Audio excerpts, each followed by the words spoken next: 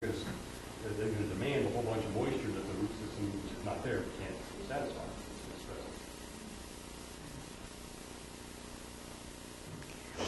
So sticking cuttings, again, treat them with a root hormone.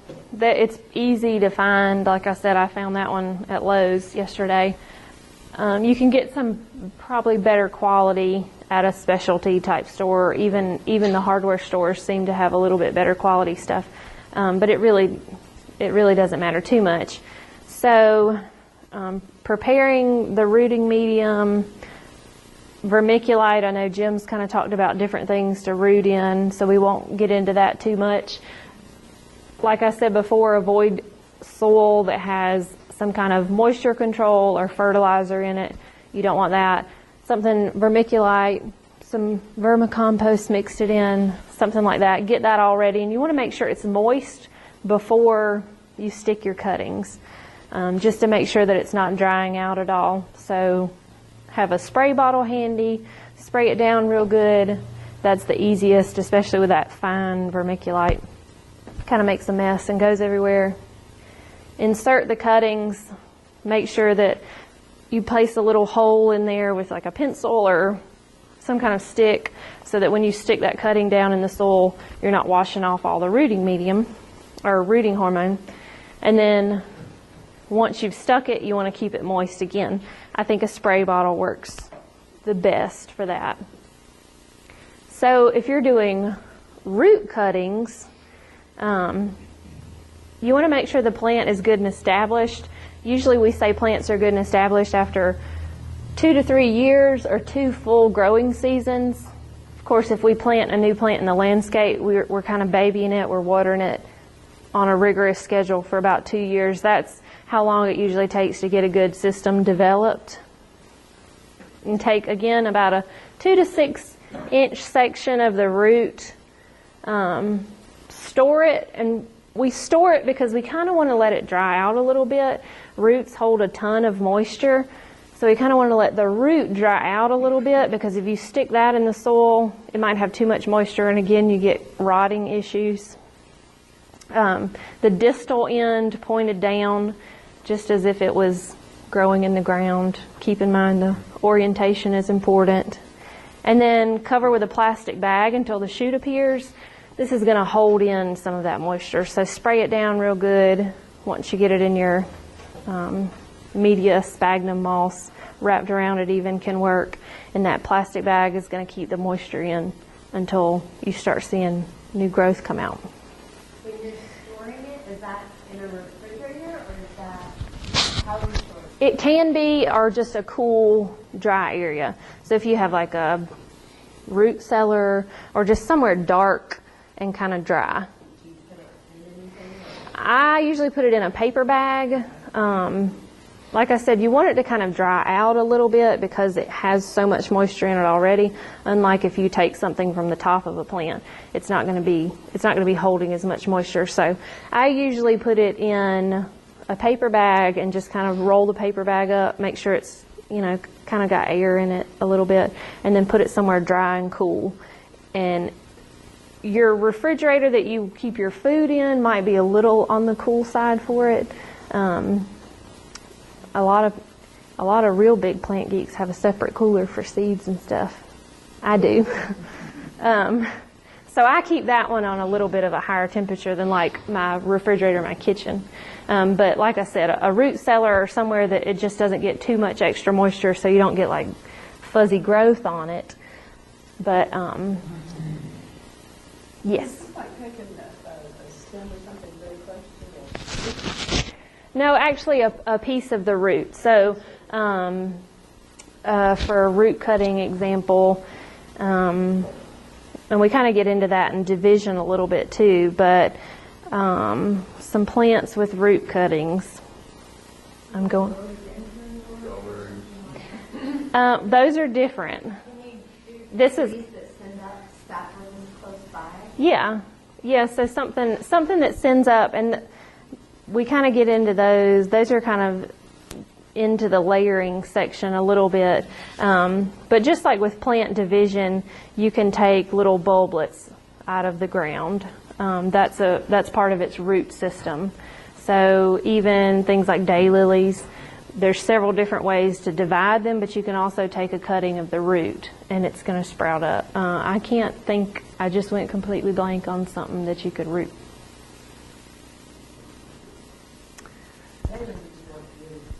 Yeah.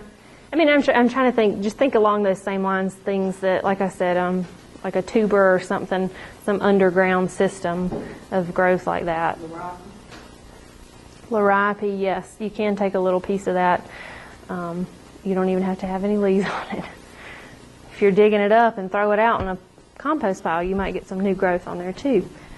So there's a few different kinds of layering, and that kind of goes hand in hand with rhododendrons and things. We'll get into the different types of layering and some different plants that you can do these different techniques on. So layering is the process of developing roots on a stem while it's still attached to the parent plant. Again, there's several different ways to do this.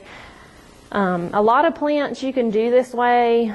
Some of them, they actually send out runners. Some of them don't. You can actually just make contact with the stem to the ground. So the different layering methods that we'll go through, we'll talk about tip layering, simple layering, compound layering, mound layering, air, and natural layering. This picture is terrible. So tip layering, just what it sounds like if you have, if you have blackberries, for instance. Maybe you forgot to prune your blackberries and they got a little crazy and out of control and droopy. If you ever go to prune them after you've let them go for a season or two, you might notice that the end where it's hit the ground has formed a little root system and is stuck there. So this would be the parent stem. That's the one that goes wild and crazy. And you actually get a new growth from that node on the parent stem just by making the contact with the soil. So again, we have to have that node make contact with the soil to get a new root system developed. Again, leggier things, brambles and berries work great with this. All you have to do, again, make contact with the very tip of the stem with the soil. Again, you can weigh it down with something, even a brick. It doesn't have to be a wire stake. And then just wait until you start seeing some leaves emerge, and then you can actually go through and just cut it right here, and then you have a new little baby plant. Yeah, forsythia's layer, you can actually do them in some of the other things as well. More of the vinier plants, right, grapes and muscadines. Clematis actually does great like this too. Like I said, if you ever have a vine and it gets out of control and lays on the ground and you forgot to prune it, a lot of them you'll notice that it'll do this. So simple layering, you can do this with forsythia as well. You can also do this with rhododendrons if you have some that are low growing with long stems on them. And this is the same concept. Again, you're making that soil contact. There's a node right here. You're holding it down. Again, with a stake or a brick, the growth is already here. This is typically on woodier plants that kind of leggy at the base. Again, though, you're just weighing it down and you want that contact of the node with the soil to get a new root system. And then once you see a little bit of new growth start to emerge, some new little baby leaves coming out, then you can tell that you've probably got a root system. Kind of dig around in there a little bit, and then you can just come in and splice it right here, and again you have a new little baby plant. Can you do hydrangeas with that? You can just I just take cuttings of them. It depends on the type. Like a oak leaf hydrangea, you could do that. Oak leaves work great. Like the PG hydrangea is not as great with that. but just the growth habit. You don't want to force the plant down. You don't want to stress it out by like weighing it down or holding it down to the ground if it's not naturally kind of growing that way, but oak leaves do work great like that. So compound layering, this is another one. Same concept, you just have a long runner and you're making multiple points of contact here. So you have this long runner right here. Each piece is going to have like a brick or wire holding it down into the soil. That's where it's making the contact. And then you made 3 little baby plants instead of just 1. Let's see, pyracantha, 9-bark, physocarpus. There's several plants that you can do like this. You can do forsythia like this one as well. It usually has long runners, especially if it hasn't been pruned. So you can see in this picture, they have 4 points of contact. So just multiple points of contact. Same concept, soil to node contact. Just multiple baby plants. And then mound layering. This also works on a lot of woody shrubs. You can actually do this on rhododendrons and azaleas. You just kind of, anything that puts up little shoots. So like you were talking about trees that put out little shoots that run from the base. If you'll notice, if you look around under your rhododendron thickets, you'll see a lot of little baby plants kind of coming up. So what you can do is, if it has a lot of top growth, I would cut it back to just a little bit. But if it's a short little baby plant, as long as it's got a good sturdy stem on it, you can actually just mound up mulch or soil, a good rich soil. But if you have a really good woody mulch or leaf mulch that's been broken down, not something that's very fresh that might be acidic and can burn it, but if you've got some compost or mulch that's been broken down good, you can actually just make a little pile around that plant and keep it moist. Don't let it dry out if it's exposed to elements, wind and heat and such. And then it's going to develop roots in that little pile of mulch. So we have a root system here. Like I said, if it's sprouting up from underneath your plants, that's good. It's already got a root system, but you might not want it there. You don't need a new rhododendron bush growing under your existing one. You might want one for the opposite side of your yard. So this is a way to do it. The plant already has a root system, so it's already taking in water, taking up nutrients. It's established. You just want to make it mobile. So this is a way of making it mobile. So this mound is going to protect all of this growth right here, and all of the nodes that are here at the base are going to sprout out new roots. And then you can just come through with a shovel and chop off its original root system, because you don't need that. And these roots are going to be really tender, little fibrous roots. So when you plant it, you're going to have to baby it a little bit, but you'd have to do that with any new planting anyway. Just keep the pile of compost or mulch moist and kind of protected. Go out and make sure it's, an animal or something hasn't scattered it. You want to keep it covered.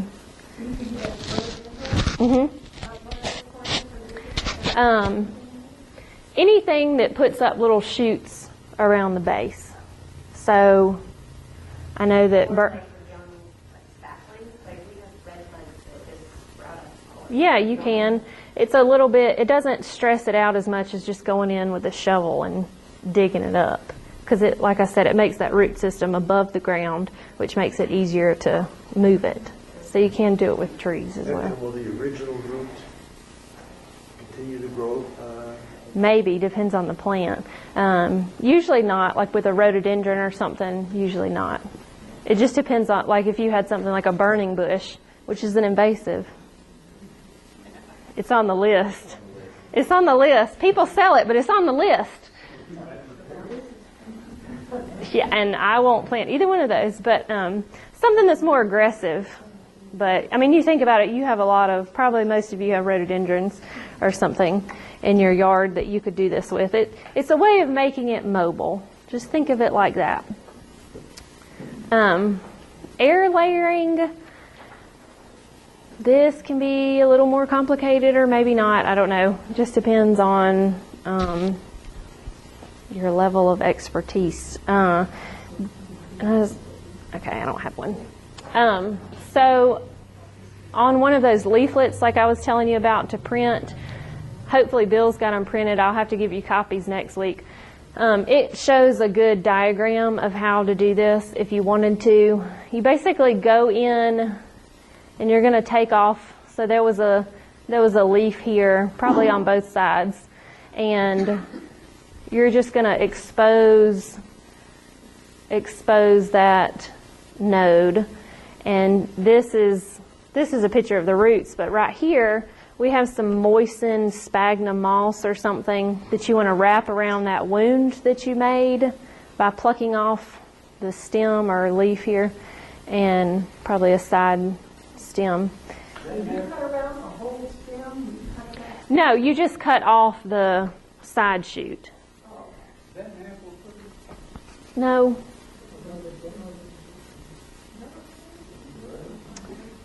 I'm not sure. It looks kind of like a camellia.